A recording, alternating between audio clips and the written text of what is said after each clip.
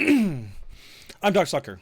I am a DM for my local group that is called we call Fortune's Favored. This D&D 5th Ed group has been running since about 2021.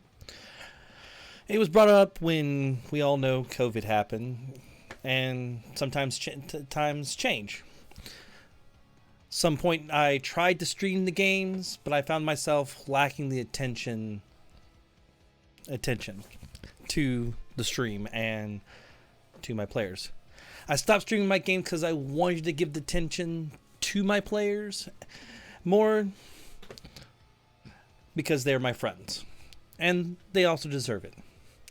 I also rebuilt my PC, in which I lost a lot of images and some software, and I'm slowly trying to get some of that back. I've gotten a lot of it back. I had to re-download images, remake my images if I didn't have them saved somewhere. And, well, I hope everything's running a little bit more smoother because of it. For the first time, if you're just joining us and or you have watched this before, I run my D&D games online on Foundry Virtual Tabletop. Love the thing, even though I had to rebuild it.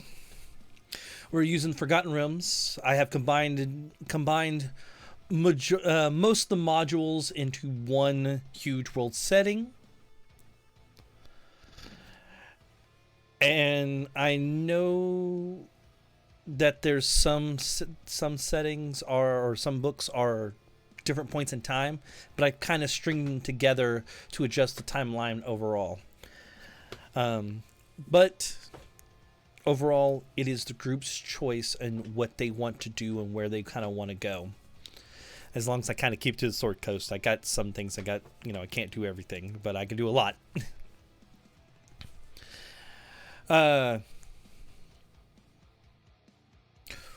So let me go ahead and let me introduce my friend's characters a little bit, okay? I first have Brady, the Gambler, Hawks. He's a half-elf inquisitor rogue. He has a very sharp wit, keen eyesight, and a bad habit of playing cards. He wants to play in the ultimate tournament of cards to make a name for himself, Joaquin's Game of Chance, which takes place within the next year in Waterdeep. So he has come to Waterdeep to set his hat there and find where this game's going to play. Hopefully even try to make it happen in his own residence. He doesn't mind fighting, but he will not fight if he doesn't have to. He's not as how you would say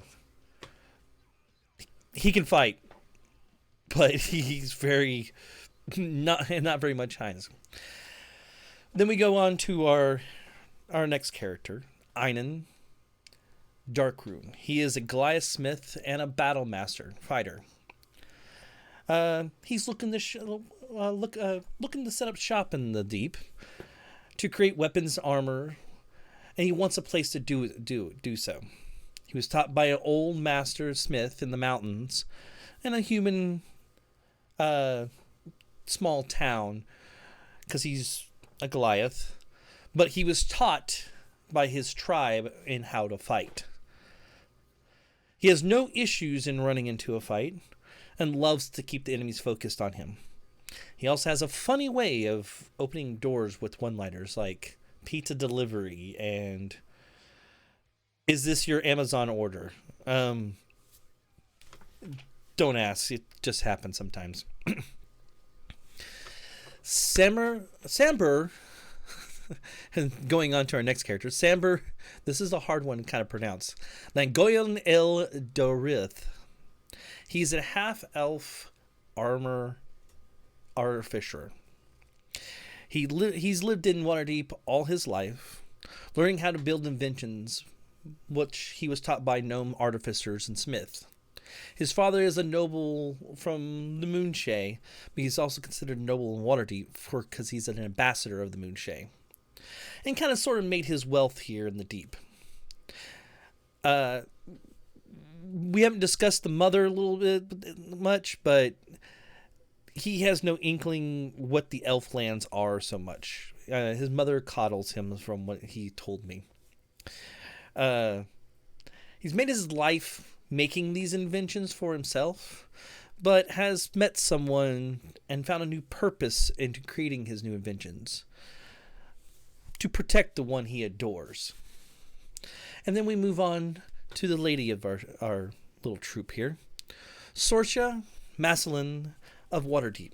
She is an Aasimar cleric of Soon.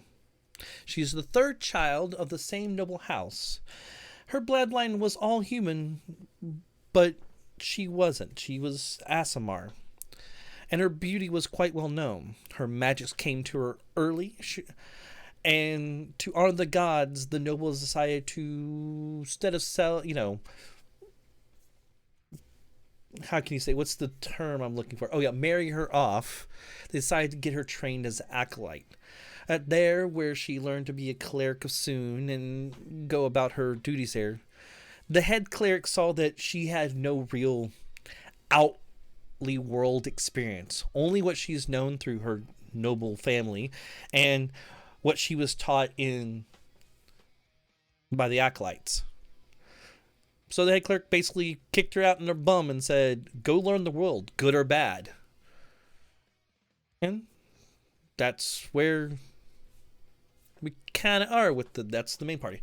We also have another friend of mine who is no longer with us currently. Due to not wanting to play, he wants to play, but time of his job interfered with that. And we have a little understanding here in this game, because we're all adults here, and most of them have kids and or adult lives, and stuff happens. Life kind of comes before this game, but we still try to do our best to play. But he is playing Thoradin. He is a dwarf wizard of a scribe. He has since decided to move on in his own way with the death of a friend. And he's now going to go back to Neverwinter for now, where he's going to continue his studies. But he promised to keep in touch with the party, because until another time, something might change and he can come back as his wizard. Now, to kind of catch up on what has happened in, let's say, the story of things. If you've watched a little bit, you'll see some of this kind of come into play, and if you haven't, it's okay. That's what this is for. It started in the end of the winter of Alterac first, kind of towards the end, last month of winter, kind of like in a not so much January, but kind of like into December kind of thing. 1796.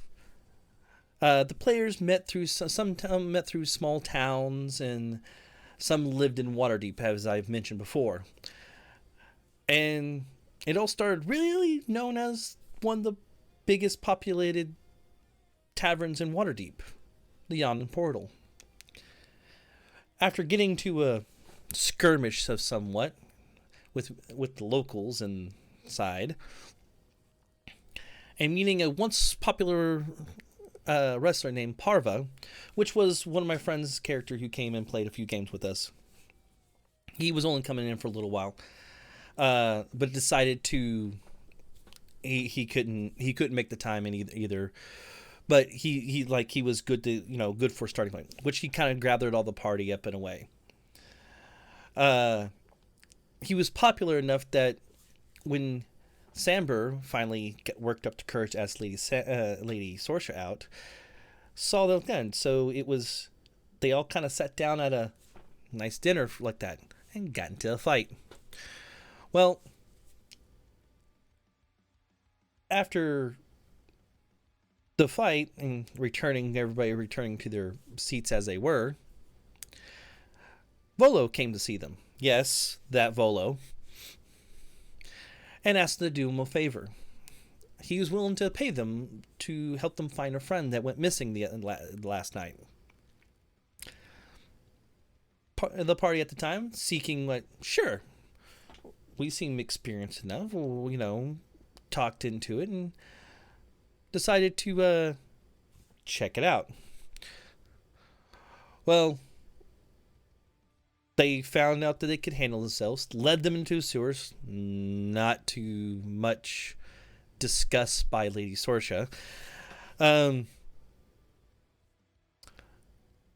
the point where they found this friend, but they also ran into the police officers who were invading this place in a way, or the constables. Avoided getting arrested by chatting it up, and decided to continue to find the missing person, and ran and actually saved another noble, which could lead into something else. That's what they choose to pursue. But the sewers kind of led them into the hands of a well-known, let's say a well-known guild of ill repute. And even kind of looked death in the eye as they found in a form of a Lithid, which they did not chase down. Thank you. I was worried about that, but for somebody, trust me. And found their friend being tortured by a who was mistaken identity, tortured by a orc sorcerer. Well, they did save Volo's friend. In return, Volo gave them a choice. Instead of money, like he promised, a tavern or ship. So they decided to look at the tavern and found that it was in dire need of repairs. But they were going to take it anyway. And one way of making money is to check out the local boards. Or join the Ventures Guild, which gives you the local boards too. So they decided to go through the Ventures Guild, which I had to make. Pay what is kind of like their name, insurance in its own. And took a job escorting Gunnarsson Rockseeker with supplies to a small mining town named Phenelon. Well, it had problems on its own. Adventure ensued. They took out like a little cove of bandits, and the leader escaped, but they found notes to tie into the two people. Found out that a noble has turned on them in a way, and their friend at a point in time, which they got to know for a while, Gunnarsson has been kidnapped by the morning. Not sure what to do. They would try to piece the clues the best they could, but they, they found out what's kind of going on and went into this place called Castle Crag. But first, before they went to Castle Crag, they decided to visit a town, an old town that was decimated, that seemed to have undead lurking about. Now, this was kind of the first time they've dealt with zombies and things like that. But they met a old druid there, and the druid informed them that there's a dragon about. It's a young dragon, but they decided to take it on. And take they on they did. Not without getting hurt. They did win. And decided to divvy it up. At the point in time, their hired bard, or the bard that was with them, which I haven't mentioned because Thoradin is the same person playing it. He decided to change characters. Decided to take all these newfound goods and go back to the tavern and take care of the tavern. Well, then they moved on to what the druid found them to be is that there's a castle that they found. The druid informed them that where Castle Crag was. and that it was run by goblinoids. But he did see them bringing some mysterious elf bringing in a package. So, on they went. Into Castle Crag they went, clearing the place of infestation of goblinoids in this rundown dump of a castle, to point to fight this bugbear himself, Crag, or and when he went down, the friends he thought he had, one which was Glassstaff, which was the noble that turned on the town of Fenelon, and decided to detour out of there and run because he was going to take on a bunch of adventurers by himself, because the drow that was with them, I believe her name, I'm trying to remember her name, but basically she stabbed and run because she knew if she stabbed Gunderson, at least, they would not be on her trail as much. They're heroes, and if you can't tell them where things are, that's good, because she was after information. Unknowns to them, even though they were able to save Gunderson in time and beat everybody, but not the two people that ran. Glassstaff made himself scarce. Maybe come back later, I don't know. Gunderson, seeing his old buddy Thorin, told him the secret that the drow were trying to find, and it was a map to Wave Echo Cave. And this being that was a direct map to it because him and his brothers found it. Unknowns to them, the Black Spider, the same one that set up Glassstaff to take care of things, which he tried to, hence the kidnapping of Gunderson, has found the cave by following his brothers. And by the time they got there, his brother was dying of poison, a slow, agonizing death. Well, they have set up shop in there and have been digging around for treasure, these enemies of theirs. Well, once they saved Gunderson's brother, I believe his name was Jordan or something like that, some freaking dwarf name. They were still missing the other brother, hoping to get more information out of him because there's undead amongst this place. Well, Thorin decided to stay, help protect them, and they went to explore the caves to find the brother. They found lots of things. During this time, it has been really strange and weird because in the caves they decided to clean out some of the denizens, come back, take a rest, and then, or take a short rest, and then when they did that, they went to a different direction that they normally didn't, and decided to take another rest, a long rest in that one. So, when you clean out guards and decide not to move on, certain things can happen. Well, guards don't report to duty. Other guards go, boss, guards are not there. Go check out the guard room. They're not sleeping, they're not resting, they're not slacking off. They're dead. They didn't clean up after them. Reports to bigger boss. Bigger boss makes decision. I'm going to see if I can find any contacts.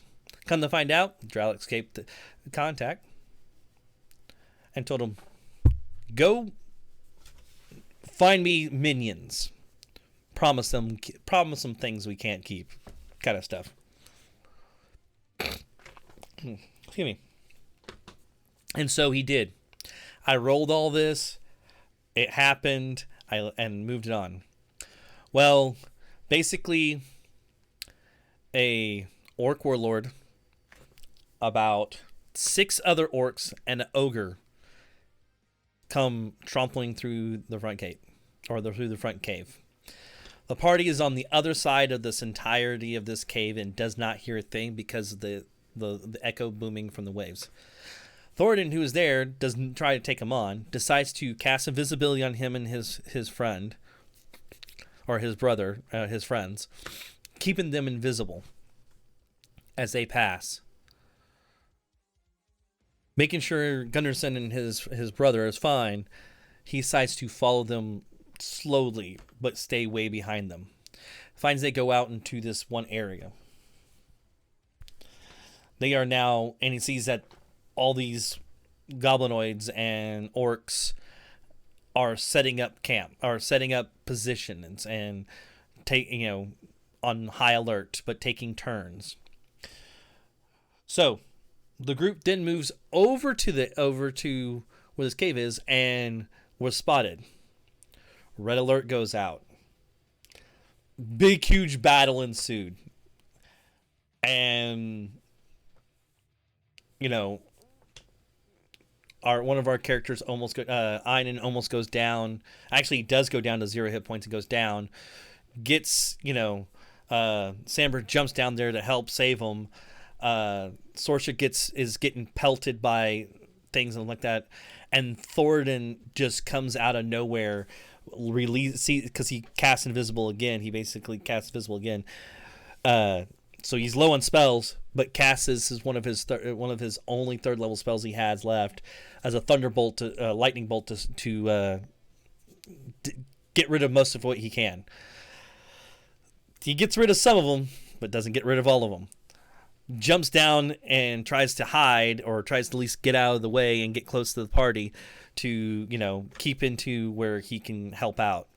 Well, they did beat everybody, but it was a hell of a battle.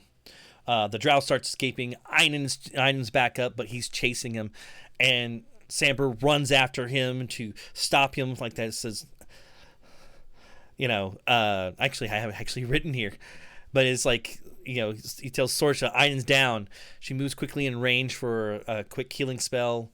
Throws Drain down, singes him before he pops off and shoots Thoradin, which Thoradin Misty steps, using his flame blade to kill 2 orcs closest to him. Samber uses his flame like that. Drow notices that he's starting to become outnumbered, disengages, and takes off to basically warn everybody else, because there are some people that have not come yet. Samber sees Thoradin's in trouble, went to assist him, only to find Brady quietly walking and shot a bugbear in the face and ending it. Thoradin retreated to safety. Einan started to give chase to the drow, but Samber caught up, giving him a tell, like, "Hey, dude, we are empty, running on empty." So they decided to move back to where their other location was that they knew was safe, and decided to take another long rest. And I mean, like, 18 hours of rest. That costed them a little bit too. They took time to bandage themselves up, prepare their spells, and move on towards the goal of finding the lost brother. Coming into the launch cabin, they found it was a bunch of ghouls that they have not killed, but they have seen before, because they wander, and the smell of fresh meat, eating on the corpses of the dead that they left there. They decided to go ahead and clear them out. After that, they moved carefully towards these temple doors, but they found a set of double doors that look like a temple to a dwarf, open and empty. But there's like bedrolls and a table and stuff strewed. They moved silent towards the Brady moved silent towards the center, and just as he noticed large 8 eyes staring at him, and a spider spraying webbing all over him, only to come down and basically 4 large spiders attacking them. The party runs in to defeat these things, but they find nothing else. They found a small room. Inside was a corpse of the missing dwarf that's now dead. They did have a statue of a dwarven god, so they decided to rest the body to him. But they took a piece of clothing or a bag with his name on it to bring back to Gunderson. They quickly headed out the cavern, only to find that the dwarves waiting for them were dead. Gunderson, his brother, and now his other brother, all dead. There was a black dagger in the heart of the of Gunderson with a note attached to it. And the note said, "Dear adventurers, congratulations for your achievement of beating my pawns. My underlings did warn me you could be vulnerable. This will remind me to listen to those around me at times, or find out more information. Well, here's your parting gift. For pilfering my expedition. You have cost me greatly in this endeavor." And it's signed the Black Spider. Now, Einen did find tracks made by three people, most likely the drow that left, but they are now frustrated and a little bit disappointed. But now they are deciding what's next. This is where we currently stand. It is Alterac the 22nd of 1796. It has been almost a month for this group. We haven't been able to play as much in the last couple of times because due to illnesses and other things, which is okay. Like you said, life happens. But I will say this.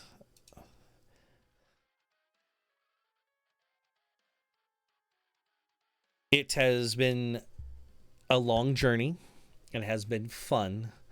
And I'm going to post this up as soon as possible after I look at it and edit. But from this point on, to give my players the attention they need, I'm going to record these things.